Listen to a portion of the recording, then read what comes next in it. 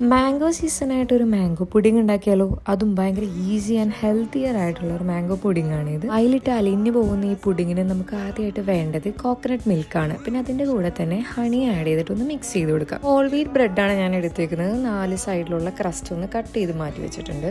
ഇനി നമുക്ക് പുഡിംഗ് ഒന്ന് ലെയർ ചെയ്ത് കൊടുക്കാം. അതിന് വേണ്ടിയിട്ട് ഞാൻ കുറച്ച് കട്ട് മാംഗോസ് പിന്നെ നമ്മൾ നേരത്തെ സെറ്റ് ചെയ്ത് വെച്ച കോക്കനട്ട് മിൽക്ക് ഈ ബ്രെഡിന്റെ മേലേക്ക് ഇങ്ങനെ ഒന്ന് ഒഴിച്ചു കൊടുത്തിട്ട് അതൊന്ന് നല്ലോണം മോയിസ്റ്റ് ചെയ്തെടുക്കണം. ശേഷം കട്ട് ചെയ്ത് വെച്ച മാംഗോസ് അതിന് മേളിൽ ലെയർ ചെയ്ത് കൊടുത്തിട്ട് നല്ലോണം ഒന്ന് ഫില്ല് ചെയ്ത് കൊടുക്കണം. മാംഗോസ് ഓൾമോസ്റ്റ് ഫില്ല് ചെയ്തതിന് ശേഷം നമുക്ക് ബ്രെഡ് വെച്ച് കൊടുക്കാം. അങ്ങനെ ഈ പ്രോസസ്സ് നമ്മൾ കണ്ടിന്യൂ ചെയ്യണം അൺടിൽ ബ്രെഡ് മേലെ വന്ന രീതിയിൽ.